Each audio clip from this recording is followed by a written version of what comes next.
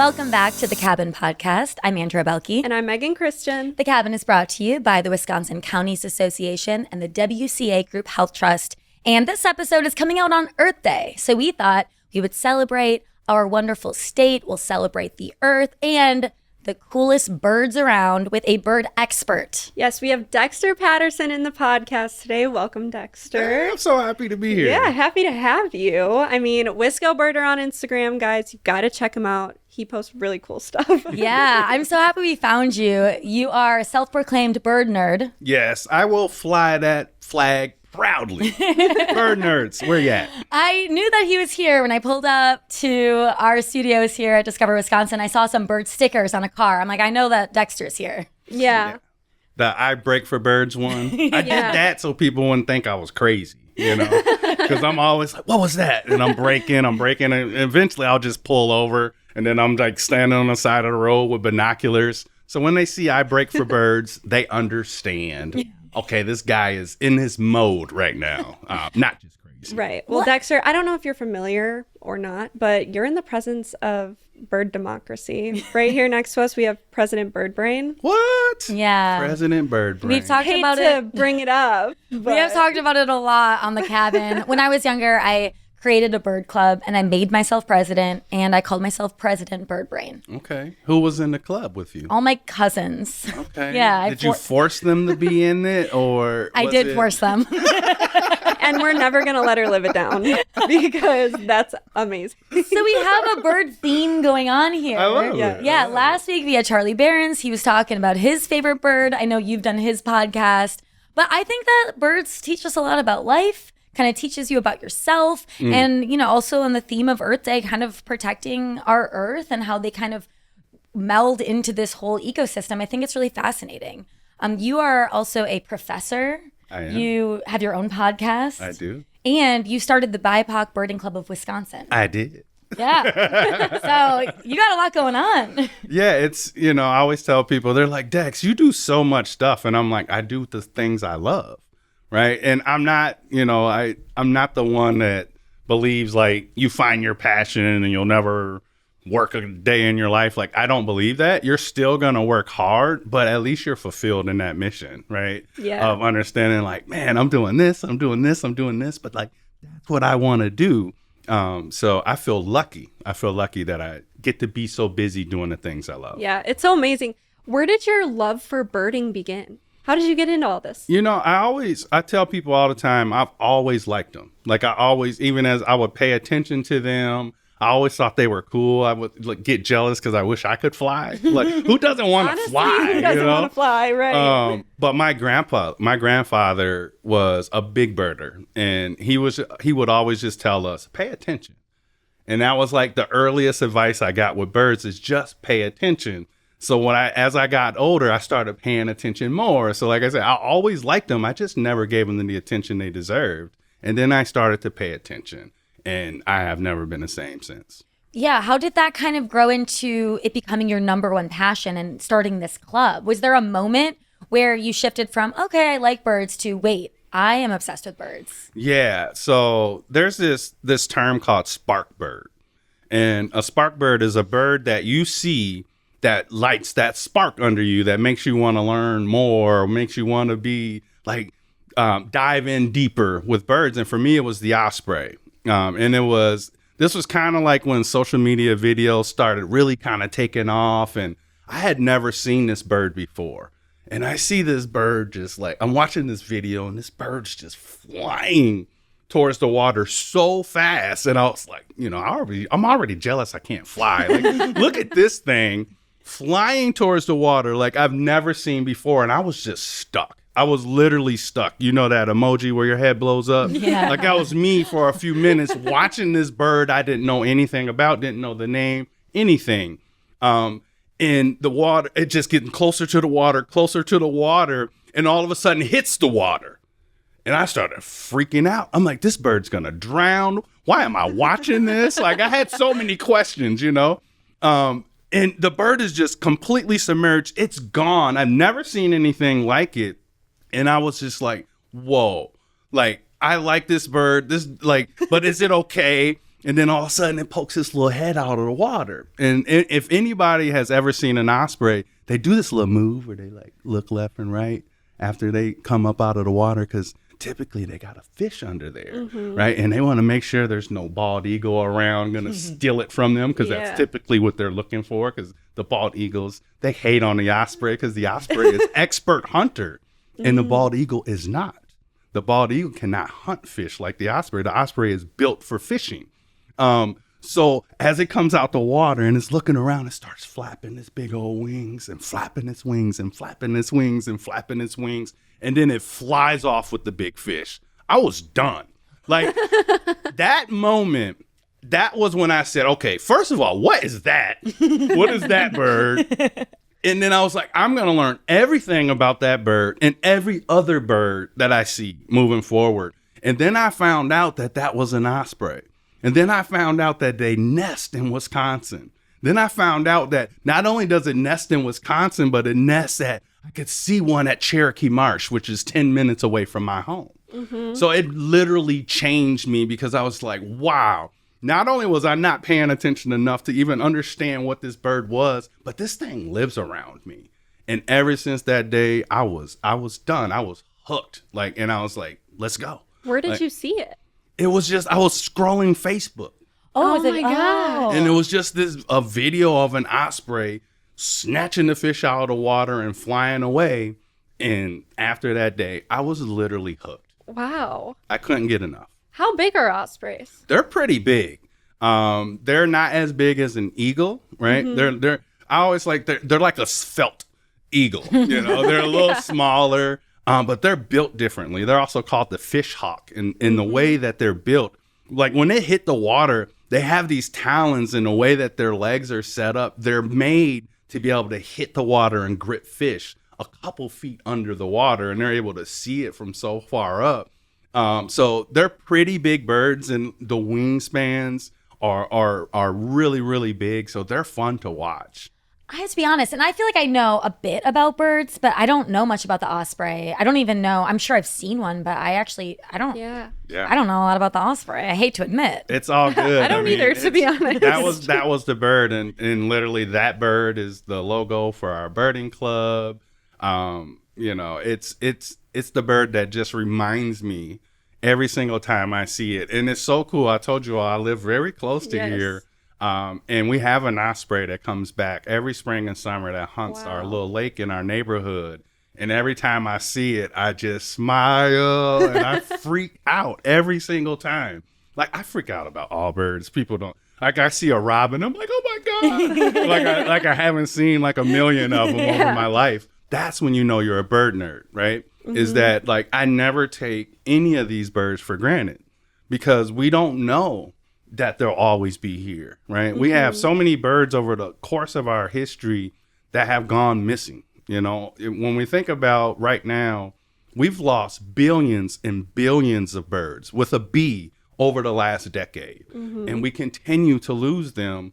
And that's why I think I'm so passionate about it. I want people to pay attention, like my grandfather always told me, because we aren't promised to see these birds tomorrow, the next day, right? Or anything. On that topic, are there any birds in Wisconsin that are kind of on high alert that could be maybe in danger? Yeah, when you think about, right now, let's talk a little bit about the sandhill crane, right? I have some that visit my front yard every day. Right now, the sandhill crane is doing great. But there was a time in our state where we only had about 20 nesting pairs of sandhill cranes in the state of Wisconsin. Wow. Right? So if you think about Aldo Leopold, he wrote about this in his Land Ethic and basically said, we do not deserve these birds because we were over-hunting them. We were taking them for granted, right? We see them everywhere. Let's just, we can hunt them. They ended up giving them this nickname, the ribeye of the sky.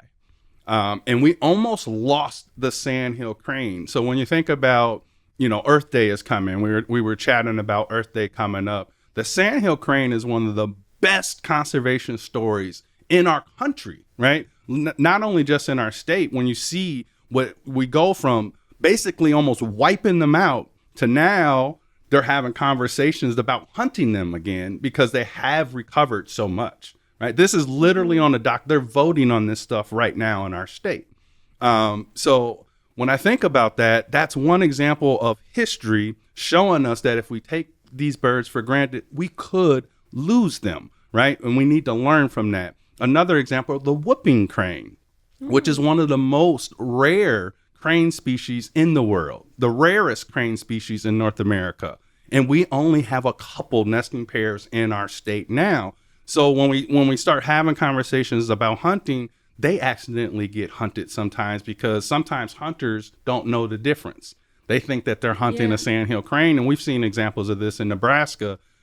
So those are two examples, but then the songbirds are another example. The little cute, right? This time of year, spring migration is starting. The warblers over the next few weeks will be arriving, and they're the ones that sing. Warbler means singer, right? So they're the ones that are in the treetops that are I always say, stretch your neck. It's warbler season because they're the ones that go to the top of the trees, and they have the most intricate and beautiful sounds and songs. They're also the most colorful, right? And their numbers are drastically declining to the point where when you are paying attention, you notice that these birds are just in lesser and lesser and lesser numbers year after year after year, migration after migration. Wait, so, okay. I am learning so much. I didn't know that we used to hunt cranes. I was going to say, like, is that can't be ethical. I mean, People were eating them? Literally like the norm for so long. So if you look now, they just introduced legislation to implement another sandhill crane hunt season in our state. This is happening right now. So what do people do with them once do they eat them? They harvest them. Like I said, they gave them the nickname, the ribeye of the sky. I did not know this. I didn't know that either. At all. That just feels wrong to me. I don't know. I like when I look at these birds, literally the video I posted yesterday was who wants to help me find the sandhill cranes. Yeah. They are so majestic. They are so beautiful. And as much as I love the American robin, we're talking about how I nerd out about American robins. I always, the American robin is the state bird of Wisconsin. I always say I wish it was the sandhill crane. And the reason I say that is not only is it beautiful and majestic, but the conservation story, the story behind it of how we save these birds from the brink of wiping them out. We human beings wiping them out to now they're at such good numbers to where they're talking about doing that again. And if we don't learn from history, we are bound to what? Repeat it, right? So that's what I encourage people to do. Look into this. The International Crane Foundation is doing some amazing work to educate people on this. So there are arguments to be had. The cranes do go to farms, right? And they do eat crops. And there are real life implications for farmers for that. And I empathize with that. I do. But there's also technology now that you can apply what is called Avapel. And what it does is it kind of coats your seeds with this really nasty, bitter taste for the bird. Is completely doesn't harm them. It's not bad for the environment, right? But they won't eat your seed.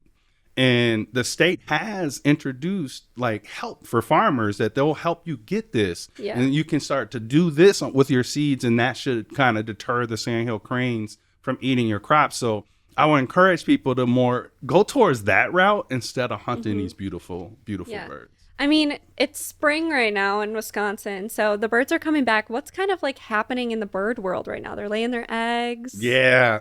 So some of them are like eastern bluebirds are starting. They've already have eggs in a lot of the nesting boxes. Sandhill cranes are already sitting on nests and have their eggs. But you're starting to hear the singing, right? So when you start to transition from winter into spring, you start to hear the male cardinals singing in the morning, the male house finches singing in the morning, the red-winged blackbirds show up and start singing in the morning. And that spring is a coming. Now, Wisconsin plays some games with us for a few weeks, right? Yeah. Where I'm sure a lot of the birds are like, man, I should have waited a week or two, you know? But they're very resilient. Most of them, they don't care about the change in weather or anything like that. They much rather establish territory and get ready, you know, to put on a show and try to attract a mate. And they are driven to continue their bloodline, right? Like that is their purpose in life, is to mate, have babies, and do it again and do it again. Yeah. Right. That is their mission in life. So right now, people are really getting excited for the warblers to come back. They typically start to migrate through at the very end of April, beginning of May. Those first 3 weeks into April, first couple of weeks of May are just like, like, there's millions and millions and millions of birds migrating through. Last year, fun fact about Wisconsin, last year, we had the 6th most birds migrate through Wisconsin in the entire country. So we are very unique in this state in the sense of like, we get a lot of birds. Yeah. And we get a lot of good birds. Yeah. Is now the time where you're going to see the mating dances and all the fun? Okay. Yeah, you'll see, especially with like waterfowl. So like the waterfowl, the ducks they're kind of crazy right now. Like they're pretty funny. Like they're just like, the mating displays for some of them are just insane. Red-breasted mergansers are some of the craziest. Like the males, like they have this spiky hair and like they just kind of look kind of gnarly, and they're just like have this long, really pointy beak, and they're like throwing their heads up in the air all fast, and they're like chasing each other around, and the females just sit back like, interesting, interesting. Do it again. I think that wasn't good enough. Yeah. See, don't you think that should apply to people? Yes, I do. I want to ask you about geese and why they're so mean. I've been chased by a goose before. It has hissed at me before. And I have so many people that this has also happened to, because where I went to college was right on Lake Michigan. I need you to get to the bottom of this for me. Shout out to the ninja chickens. That's what I call them. No, the only time you're going to get the, right? I just do it back to them, right? See? What's funny is that typically they're protecting their young. Yeah. Right? So you true. won't see them do that unless they have young. So they want to protect their babies. They see you as a threat. You're bigger than them, right? And you're near their babies are close by. So, like I said, mating season, same thing with red-winged blackbirds. People talk about them getting dive bombed as they're like jogging or walking around. They're psycho because they'll mate with up to 9, 10 different females and they defend every nest. Oh my God. Could you imagine? Like, all my fellas out there, could you imagine having 10 wives, 10 houses, and having to defend every house and pay all the bills and 10? No, you'd be crazy too, right? Like, they're insane. They literally are insane. So, like, give them a little bit of grace, right? Yeah. That's what I would say. They're they're going through some things. It was like at our gym at college, it was like these stairs went down to the gym and there was this little ledge and all the geese, the mamas, would sit there. And anytime you'd walk by, it's just like, like with that tongue. Yeah. And then you'd be like, and then like there would be people that would mock them sometimes and they would just flap after them. So they'll do that to look bigger. Yep. They want you to be afraid, right? It is scary. They really don't want action. Yeah. But the thing is they will defend their babies with every bit that they have. Yep. It's like mama deer with like, if they hear a baby cry, they think it's their baby and they will come by you. Speaking of geese, okay, this happens every spring in Milwaukee, right? There's a bridge that goes across. It's like, if you are in Milwaukee, it's on like the east side. And this mama goose will she'll have a nest. Okay, I'm gonna try to explain this. It's a bridge. It goes about 50 feet down to the water. There's this little flower bed, right? And she will have this nest there. But the only way for these babies to get out of this is to jump down 50 feet into the water. And every year this happens. And I always think, why is she doing that? But I guess the babies are just so resilient, because then all of a sudden they will hatch and you'll see the mom down in the water with the babies. But one by one, they all have to jump this 50-foot jump into the water. You see that not only with geese, but wood ducks do it, mergansers do it. They nest in holes in trees and nesting boxes. And that is when they say like flying the nest. When when they talk about that saying, that's what they mean. It's just like, it's your time to go. So a lot of birds, their chicks come out what they call precocial, meaning they have full feathers. They can swim. They can fly, some of them already. They know how to hunt. They know how to feed themselves. Sandhill cranes are a good example of that. So it's just some species, when their babies come out, they are ready at that moment. And the mom knows that. So she wouldn't do that if she didn't, like it's just an instinct. And some species are more prepared for that than others. That's just like incredible. And then there's humans. Right? Because you have some birds, right? Their babies hatch. They can't see. Right. They don't have any feathers. They're sitting there like, help, feed me. And then you have some where the babies are. They're just ready. Go. They're ready. Yeah. That's crazy. What would you say is your favorite bird that you've seen in Wisconsin? Wow. So when people ask me about, do I have a favorite bird? I always say picking a favorite bird is like picking a favorite kid, and I have 4. right? But if I had to pick one, I would say it was the brown booby. Oh. So the brown booby came here for the first time ever in Wisconsin, up in La Crosse. And it was the first recorded record of the brown booby ever in the state of Wisconsin. And it's one of the coolest birds in the world. Like the way it looks, right? It literally, they call it the booby because it should be in the Caribbean, right? And that area is typically where they are. So the fact that it ended up in Wisconsin was kind of like mind blowing. Yeah. So I make the trek to La Crosse because I had to see this bird. But they call it the booby because it used to land on ships. And the sailors thought it was stupid. Like this little dumb booby, right? The brown booby. There's blue-footed boobies too. Yeah, they are some of the coolest looking birds. So being able to see that in Wisconsin, I actually was on a kayak. And I went out on a kayak and I was like hundreds of yards away from the bird. And I'm looking at it through my binoculars. And then all of a sudden, I made a video of this. All of a sudden, the bird flew at me. I mean, I was hundreds of yards away from it. It literally flew at me and landed, like the sailors would say, within 10 feet of me and just sat there looking at me like, what's up, bro? I was done. I was like, this was like kind of very similar to how I felt with the osprey, where I was like, I couldn't believe that this bird that shouldn't be here is here. And the fact that it was 10 feet away from me on my kayak, I was just like, dude, look at you. I was freaking out. He knew you wanted to see him. Yes. And it obviously wanted to see me too. Like, are you the wiscobirder? Like, what's up, dude? But yeah, that moment was one of the coolest birding moments by far for me in Wisconsin. Another one was when the flamingos showed up. Oh, yeah. That's right. Whoa. Yeah. Right? American flamingos in Wisconsin. What? Yeah. Like, they were running from the hurricane. People were like, oh, climate change. Well, maybe. All right. But they were literally trying to survive. Yeah. They're escaping the hurricane. And 5 flamingos show up in Port Washington. Yeah. And I'm like, you got to be kidding me.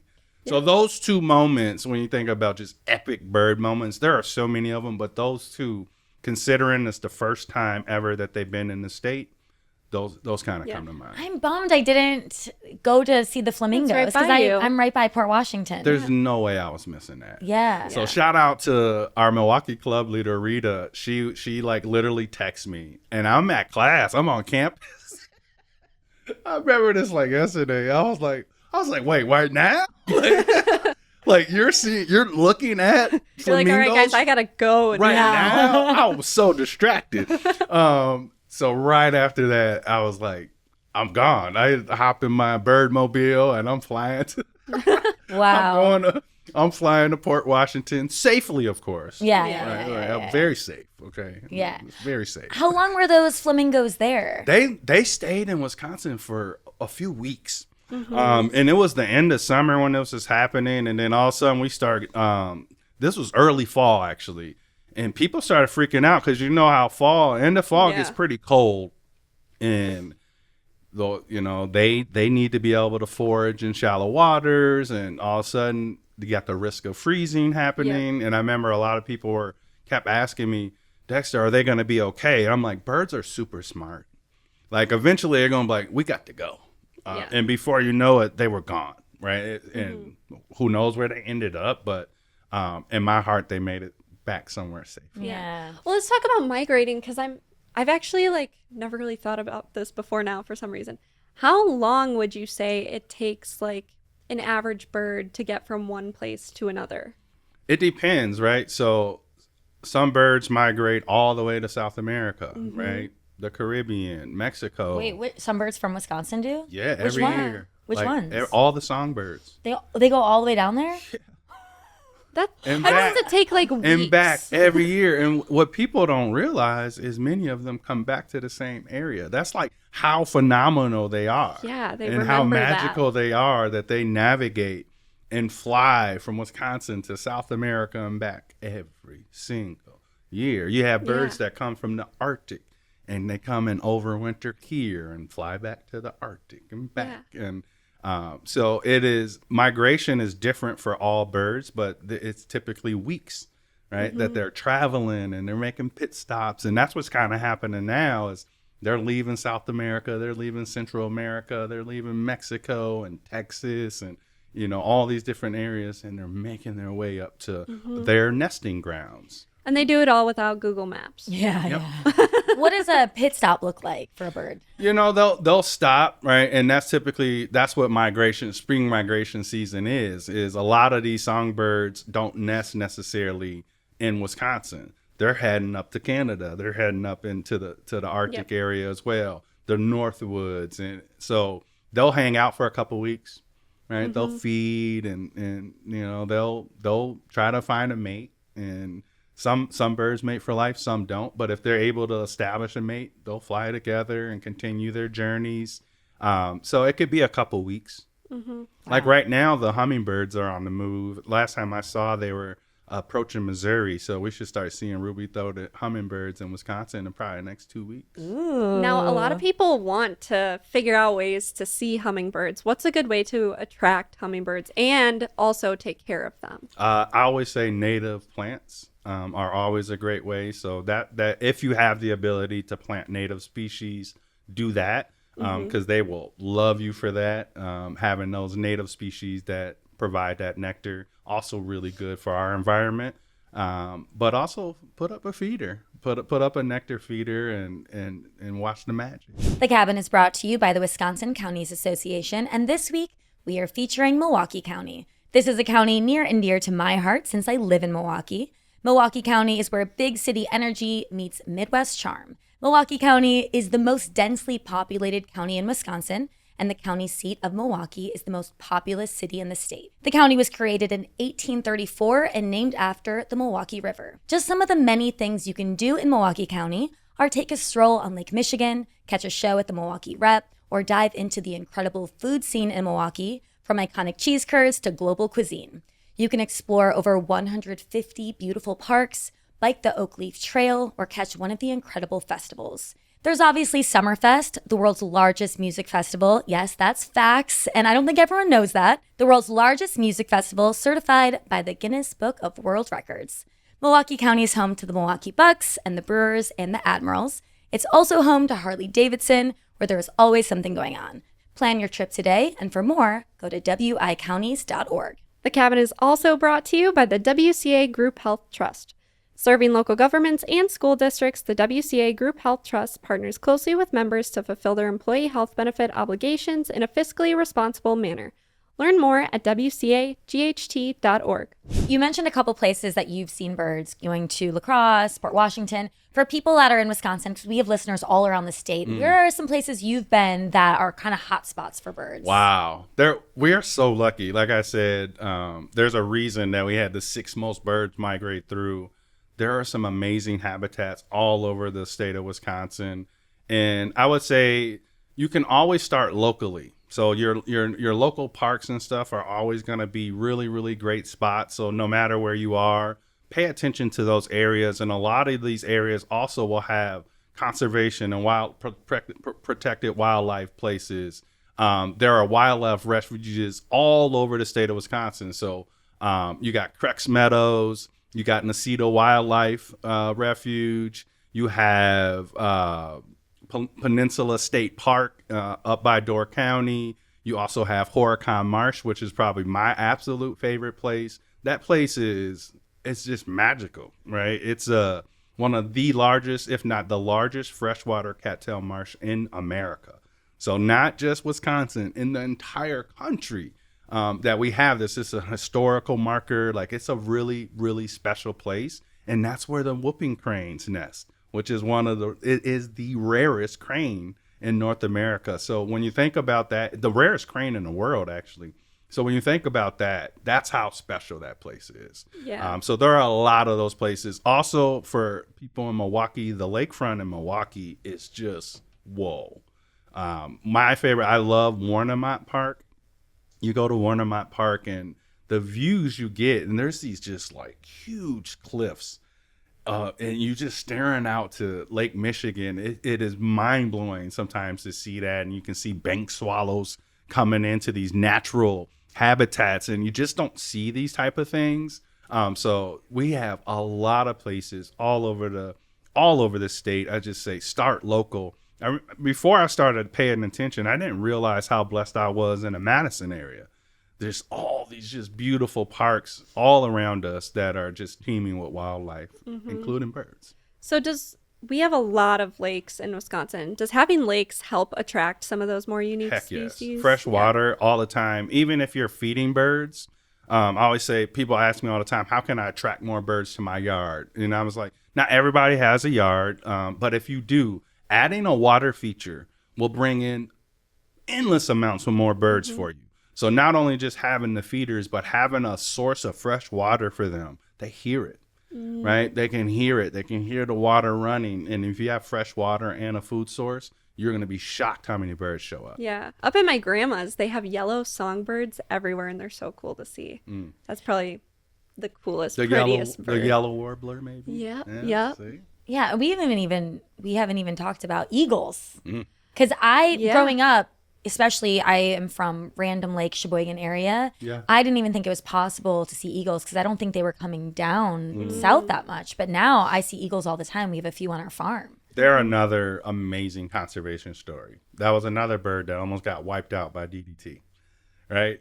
Humans doing what humans do, right? Thinking we know best all the time, throwing chemicals, thinking these are solutions. And we almost literally killed our bird, right? Like this is like America's bird. Yeah. You want to kill this bird, right? So what an amazing conservation story. And now you kind of see them all over the place. How did they save the eagles? Got banned DDT. Yeah. It's funny what happens, right? When Wow. you just don't do the bad stuff. Right? Yeah, I know. I feel really lucky because a lot of people are like, I've never seen a bald eagle before. But up north on the lake, there's a nest that they come back to every single year, and you get to see them dive in for the fish. But now that I know that they're not great hunters, I guess They're it makes not. sense why Yeah. they don't always come up with fish. Yeah. That's so interesting. I would have thought the eagles were great hunters. Yeah, now I know. They're not great fishers. Fishers. They're not great anglers. But they will bully the osprey and great blue herons and any other. Yeah. So for a beginner bird watcher, someone who's just getting into it, how would you say is the best way to start? I always tell people bird watching can be pretty intimidating, right? Especially some of these seasoned birders, they're ridiculous. They're don't be afraid to ask questions.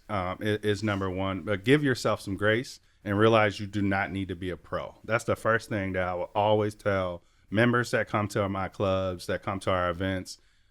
If you're a newbie, cool, right? Like, that's okay. Embrace that, because a lot of these seasoned birders don't realize that they miss being a new birder. They miss seeing that first bird that the first time seeing this bird, it's called a lifer. The first time you see a new bird, it's called a lifer. They miss getting lifers because now they don't get any lifers and they don't have any bird joy. And now they're all stuffy and mad about it, right? This is why I always say it's important to celebrate all the birds you see, to keep that joy in you. So give yourself some grace. Realize you don't need to be a pro. And I would say the best tips I can give is just look for movement, right? So they're going to be moving in the sky. They're going to be on the ground, in bushes, in the water. They're going to be all over the place. So pay attention and look for movement. And next is listen to the music, right? They're going to be singing and making some beautiful noises. So now you can start to marry movement and noises together, right? And I always say one bird, one call at a time. You don't need to know all of them. You can slowly start to grow into this. There are also some amazing tools that new birders can use. One is called the Merlin Bird ID app. And Merlin is incredible because it has a sound ID. So you could be hearing something like, I don't know what that is. And you can open up your Merlin app and you can hit sound record and just hold it up in the air and it will listen for you. And it will show you a picture of the bird you're hearing. So that changes everything for folks because you can say, hey, maybe you don't have a yard. Maybe you live in an apartment.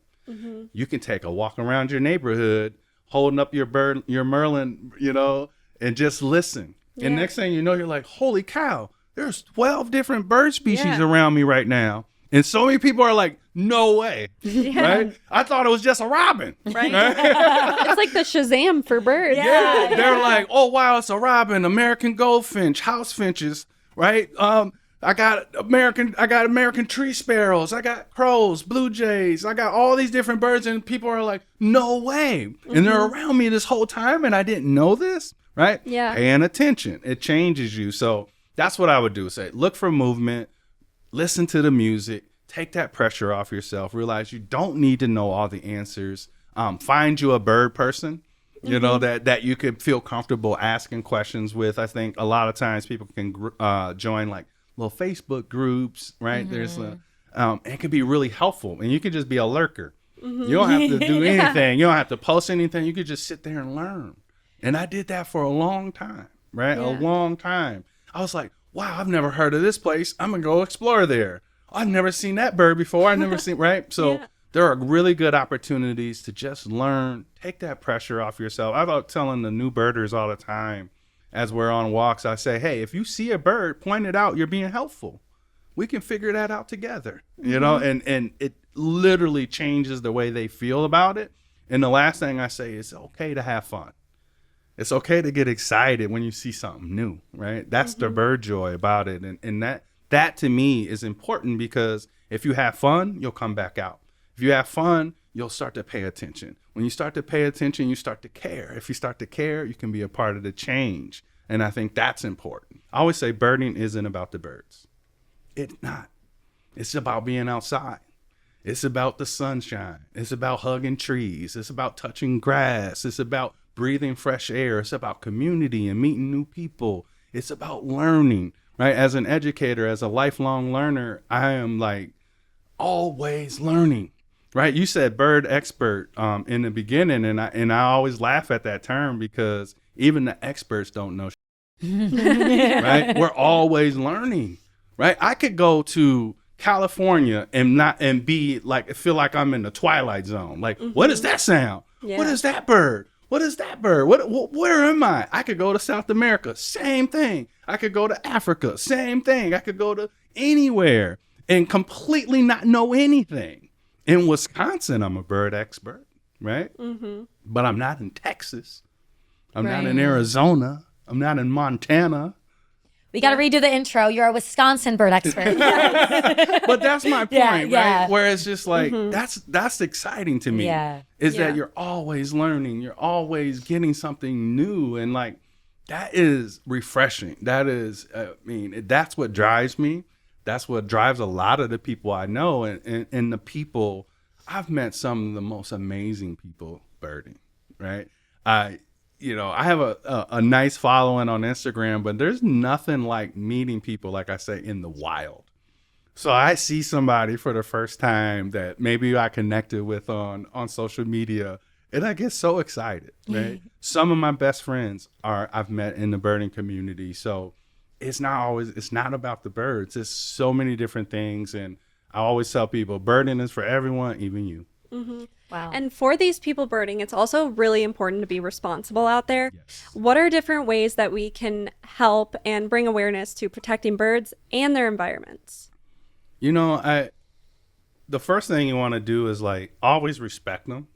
So respecting their space, That's what binoculars are for, because you're able to get close. You're able to, get into their habitats, into their space from a safe distance. I talked about with the brown booby. I was hundreds and hundreds of yards away just watching it. Sometimes they're going to fly next to you. And you don't need to run, right? Like, but understanding, like, don't disturb a nest, right? Don't do those type of things. Use the tools that allow you to get closer. Stay on trail. I think that's a big one. A very simple tip for people is don't venture. Don't just, if you see a bird, stay on a trail. Don't go to it, right? That is a really good thing that we can do. Picking up garbage.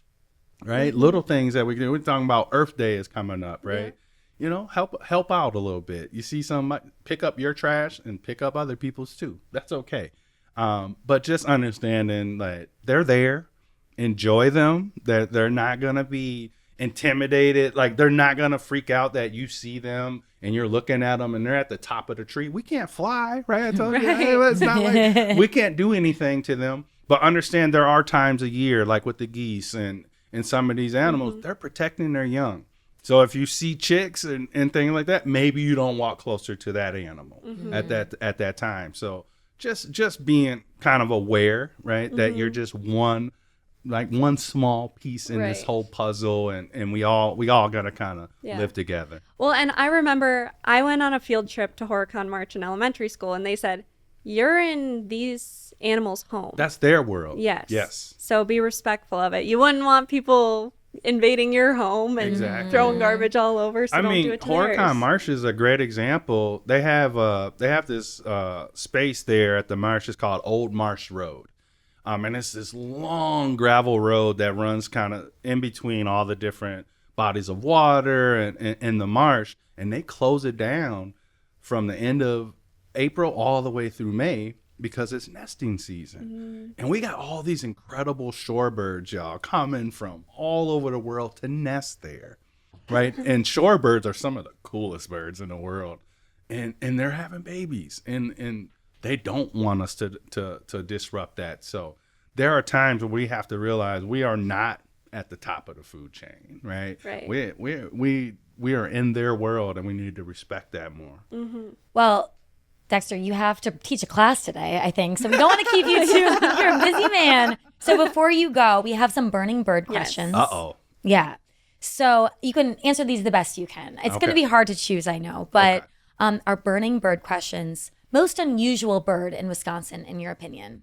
Most unusual? Ooh, that's a good question. Unusual, I would have to say... Unusual as far as like type of bird, behaviors, what we thinking? Maybe behavior. Yeah. Unusual birds.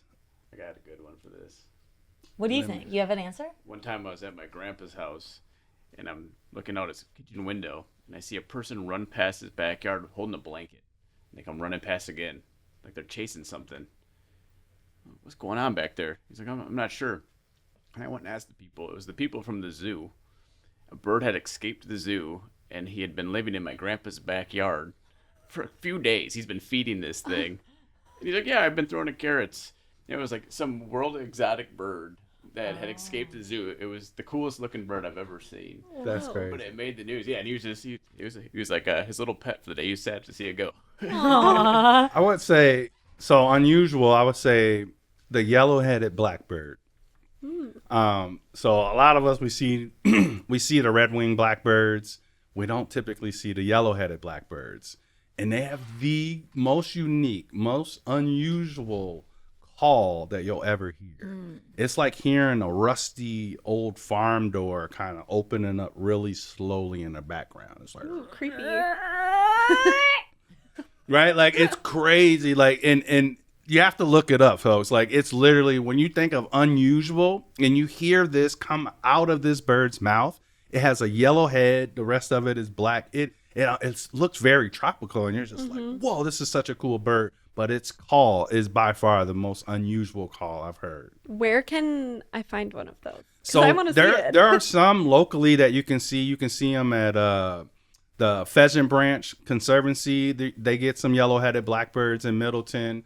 there is this place called it's Highway V. It's called the Vienna Waterfowl Production Area. It's really weird. It's like just like these retention ponds and a bunch of cattails. They nest there every year. But at Horicon Marsh, you get large numbers of the yellow-headed blackbirds. Wait, that just reminded me, thinking of bird calls, don't crows, or is it a crow or a raven that can kind of talk? Yeah, so corvids. Crows and blue jays are both corvids, and they're related. But they can mimic and do different calls and different things. So there's a lot of times, same with European starlings, but there's a lot of times I'm like, oh, you'll hear a blue jay will imitate a red-shouldered hawk. And you'll be like, oh, like you can be out with your Merlin and like all of a sudden you hear like, oh snap, it's a red-shouldered hawk. And then you look up and it's a blue jay. So yeah, they're super cool. Corvids they are considered some of the smartest animals, period, in the world. They'll use tools. You actually can create a relationship with a crow. You can barter with them. You can like give them food and they'll like go find you something and bring it back. Like you can actually create a relationship with them. They're incredibly smart. Yeah. And they love like, shiny things and they collect so it. smart. They're so underappreciated. That's It's cool. insane. Like honestly, like just how smart they are. Like I don't think people realize that because they're so common. Yeah. And they see them all the time and it's like, oh, it's just a crow. But like when you research them and you actually pay attention to what they can do, they are phenomenal. Yeah. My high school mascot was a blue jay, so that makes me feel better because they're smart. Yeah, very smart. Okay, my burning question. Do you have a bucket list bird or birding spot in Wisconsin that you'd love to see still? Bucket list bird is not in Wisconsin. It is the harpy eagle. And I already told my friend that moved to Ecuador recently that I need to come visit him because they nest there. But the harpy eagle literally is like the size of a small person. They snatch monkeys. They're big. Like They snatch eagles monkeys. in general. So imagine a bird so big it can snatch a monkey out of the tree and fly away. Oh my gosh. Harpy eagle. Like I'm freaking out thinking about it right now. I have to see that bird. Their shoulders have to be so strong. Yeah. Look it up. Honestly, it Yeah. looks fake. Like if you look up that bird, you would think AI created it. Oh my, it looks like it has my space buns. gosh. Harpy eagle. He's been hitting the Wow. gym, I Yeah. think. The quads on the thing. Yeah. Well, it's lifting monkeys. No kidding. Like, that's like lifting a small child as your weight. Like, are you kidding me? Oh my gosh. Wait, so do you have a place in Wisconsin that you haven't gone yet that you really want to Yeah, go? so I would love so there is a warbler that I haven't seen yet. It's the Kirtland's warbler. And it only nests in young jack pine trees. And we have a small area in the driftless region of Wisconsin where we have these young jack pine trees, and the Kirtland's warblers nest there and breed there every year. And I've yet to make it there. So that is definitely a bucket list bird for me. So we're one of the few places that have that. It's one of the warblers that is on really the numbers are at a concern level. And we're one of the few states that has a decent population of them. So I hope to make it there to see that bird. Yeah. All right, burning bird question. The eagle death spiral. Is this real? I've heard that eagles will find each other. Yeah, in the middle It's of real. I've seen it. It's incredible. You've seen it? Yes. At the Buena Vista grasslands in Stevens Point area. Another amazing place to go birding. You can see greater prairie chickens there. Snowy owls come there in the winter. But there is a large number of raptors up there. So eagles, American kestrels, the whole nine. And I actually saw that happen. It is real. It is fascinating. It is one of the coolest things that you could ever witness. Why do they do it? So Megan, they catch each other in the air and I they know what you're spiral down talking to the about, almost like- to the bottom, and then But why do they do that? Mating rituals. Oh, I was like, maybe they're just doing it for fun. Like, you know how humans have handshakes? It's like, one thing a lot of people don't realize, they're always asking, why is the male bird always so bright and beautiful and, right, have the most colors Yeah, you and think all about those ducks. things? It's all about selection, right? So the female wants the best of the best mate to ensure that her bloodline has the best of the best of the best. So a lot of times you'll see birds doing these miraculous things to prove that they're worthy. So it is literally them trying to show off to the female controls everything. And people don't think about that in the bird world. Like the male could be as bright and beautiful, but there's probably going to be one brighter and stronger and more beautiful, and she's going to pick the other one. So it is all about natural selection and preserving the bloodline. Yeah, and the females are less colorful because they're blending in to protect the nest, right? Yeah. Yep. Yeah. And they also don't have to like work to get the mate. So it doesn't. Love that for them. That'd be nice. Okay, this one. If you have an answer, I would love to know your answer. If you could be any bird, what would you be? Man, any bird. Like honestly, I wouldn't care. But if I had to pick one, it's got to be the osprey. It just got to be, right? Like it only feels right that it's the one that lit that bird nerd fire in me, that gave me so much bird joy, that inspired me to. It literally created the wiscobirder. So if you're listening. Let me come back as an osprey. Yeah. Well, we are out of time. I really want to plug, how can people come? Because people can come and birdwatch with you, right? Yes. How do they do that? So I would just tell people, check out our website, bipocbirdingclub.org. We have monthly events in Madison and Milwaukee, 12 months a year. So yes, we bird in the winter. People don't think about that. There are many birds that stay. A lot of birds leave, but a lot of other birds arrive. So the winter, you see different things. And what I love about Wisconsin are our 4 seasons. We're actually pretty lucky. There's always something different and new to see, behaviors, different species, habitats. So check that out. We always got something going on. And I know we've said it before, but where can people find you on social media? At wiscobirder. And you got to follow him because you're one of my favorite accounts to follow because you're so passionate. And even just talking with you about birds, like this was so fascinating and interesting. And it just teaches you a lot about, the birds we have in our state, but then also like life in general and finding things you're really joyful about. Yeah. And you have a podcast as well. Yeah, the Bird Joy podcast. We are starting recording season 3 this week. Wow. So we'll be back out there and we're interviewing hot shots in the bird world. We really try to elevate Black and brown voices that are working in STEM, that are kind of leading the charge in their communities when it comes to birds. So really excited about that. And shout out to my co-host Jason Hall out there in Philadelphia, the leader of the In Color Birding Club. Amazing. Wow. Well, this has been so amazing. You have honestly taught me so much today. I'm so grateful. I was telling Andrea, I sent her a TikTok the other day. It was like all these bird calls. I was like, I think this is my sign that I need to start birding. But genuinely, thank you so much for coming on. Yeah, this has been great. Thanks for having me. Yeah.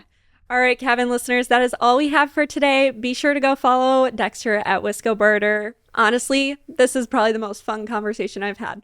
So listen to us on YouTube Monday nights. Listen Tuesdays at 6 a.m. wherever you get your favorite podcasts. Leave us a voicemail and we will see you next week. Bye. And before we go, we have a quick behind the scenes on our upcoming episode of Discover Wisconsin, Oconomowoc, which Megan hosted. Yes, I am so excited about this one, you guys. And actually, we have Alex here, and this was Alex's first full episode that he edited. It is, yes. Do you want to talk about that process? Oh gosh, the process. That was a hefty process.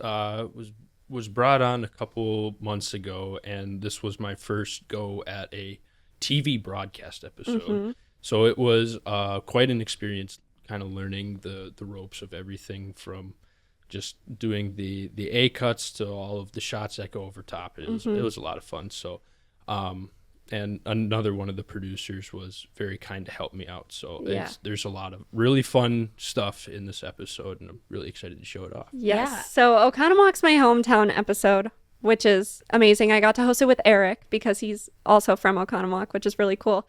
Alex got to come with me one of the days filming, and we got to do a little shopping, brunch, You love action. shopping. I love shopping, guys. Like, it's so fun. But we also got to go golfing, which in the episode, it looks like I'm really bad at it. I promise, sometimes I'm good. You had a redemption shot. I did have a redemption shot, but genuinely, Alex edited this so well. I cried at the end. Really? Stop. Wow. I cried at the end. And I cried, and then I sent you that really nice message where I was like, Alex, you genuinely did such a good job editing this. That made my day. Well, okay, and so you're the editor on this episode, and that is a big part that I think sometimes we forget about. If you're just watching a show, you're not always thinking about each step of the way. But I think the edit is major because you're trying to create this story. What are some of the highlights of Oconomowoc in this episode that people should get excited about? Yeah, so the whole theme is Oconomowoc, there's no place like home. So Oconomowoc's known for being the premiere site for The Wizard of Oz, which is really cool. So we start off the episode at the Wizard of Oz premiere anniversary, which is really cool. Me and Eric got to dress up. I was Dorothy. He was the Cowardly Lion. Classic. So you'll get to see a little bit of that. But then we kind of get into the things there are to do in Oconomowoc. So we get into golf. We get into Harley Davidson, which is a huge hot spot in Oconomowoc. Super cool. Why is it hot in Oconomowoc? Because I know it's Wisconsin Harley is located there. So we have the celebration anniversary for Harley Davidson every year there, which is really neat. We have, then we go into the little bike path and stuff like that. Eric gets to go bike riding a little bit, which is totally up his alley, not mine. And then we get into the shopping a little bit, which is really fun. We hit Montbijou, which is formerly known as the Pine Inn Terrace. It's actually like kind of haunted, my mom said, when she was growing up. They would like go there and get really creeped out at night because it was abandoned. But they turned it into this really beautiful bed and breakfast now, which is really cool to see. We got to go inside. They have all the original like floor work. They have really cool artwork in there, but it was basically the owner's dream to own an inn. And she made that come true. So we got to talk to her and her husband a little bit, which is really cool. We hit the German Christmas market. Yeah, that was a lot of fun. That was a lot of fun blast. to watch. Yeah, they have polka bands that come in. Oconomowoc's a very actually German town. Our sister town in Germany, like that's crazy. I don't even know how to explain that other than Dusenbach. Dusenbach. Wait, what? Germany. So wait, what's going on? So if I understood this correctly, Oconomowoc has a sister city in what's called Dusenbach, Germany, in which they replicate a lot of the traditions that they have going on over in Germany. Yeah, which is really cool. There's a place in a little further north in Wisconsin that has one in Ireland, which is really cool. And so too. the towns just kind of mirror each other? Yeah, so I believe what it is, don't quote me, I believe they're on the same exact like longitude. Oh. So they're like located on the same line. Okay. And then, but we do share a lot of traditions. There's a lot of German origin in Oconomowoc, but you'll find really good German food at the German Christmas market, authentic beers. There's actually a place in Lake Country called Wiscobirder's Golden Mast, and they're a very German family. They do their mulled red wine every year. I tried to get on board with the mulled red wine. I just couldn't do it this year. But then we end at a place that me and Eric really love to go, which is Splash Martini Bar, and just kind of get to chat about what there all is to do in Wisconsin or in Oconomowoc, Wisconsin. The lakes really are a big part of what makes Oconomowoc. We're a very outdoor community, morning community. So I'm just really looking forward to how people react to the episode and hopefully getting some more people to visit. Yeah. Well, Alex, since you got to see the whole thing, edit the whole thing, what are some of your favorite spots? Like, what's the highlight for you and what you would tell people if they want to go visit Oconomowoc? Oh, goodness, that's a loaded question. Do your best. The Wizard of Oz Fest is just so unique. And I've never seen anything like it, like a town quite literally like building things around a piece of media. Yeah. And it looks like Warner Brothers Studios, just like in the regular town. Yeah. It's quite fascinating. One of my favorite parts that I worked on was like the intro, and like we made the intro seem like a dream sequence from The Wizard of Oz, and that was a lot of fun. Yeah, it was. You'll see. I don't want to spoil it, but we kind of introduced color the way that The Wizard of Oz introduced color. All right. Well, you can watch the episode that Alex edited and Megan hosted. It'll be streaming online on the 23rd, so that would be tomorrow. And you can also watch it on broadcast this weekend. All right, guys. Yeah, we'll see you next See time. ya. Bye. Bye. The Cabin is brought to you by Visit Lake Geneva, where spring is officially in bloom. Lake Geneva has always been the place for outdoor fun, but there's something extra special about springtime here. Take a stroll along the Geneva Lake shore path, where budding flowers and vibrant greenery create a picture-perfect scene. Spring into exciting events, art fairs, wine tastings, and live music at venues like the Riviera Plaza are just a few ways to enjoy this season. Planning a romantic weekend getaway or a family adventure? Lake Geneva has something for everyone, including an array of lodging options from cozy bed and breakfasts to luxurious resorts. This season is too beautiful to miss, so start planning your trip today at visitlakegeneva.com. Planning your next vacation in Wisconsin? With over 40 hotels across Wisconsin, Best Western Hotels and Resorts provides timeless accommodations that blend comfort, convenience, and exceptional value, making them the perfect choice for your next getaway. Whether you're traveling for business or leisure, you can count on Best Western to provide the things that matter most: a warm welcome, a rewarding stay, and a truly exceptional value. Enjoy well-appointed rooms, convenient amenities, and a team that's dedicated to ensuring your comfort. Plus, with Best Western Rewards and their free loyalty program, you can start earning points for every qualified night you stay. These points can be redeemed for free room nights, gift cards, and more. And with Pay with Points, you have even more flexibility. Not quite enough points for a free night? No problem. For just 5,000 points, you'll save $25 toward the room rate, and you can use more points to cover a larger portion of your stay.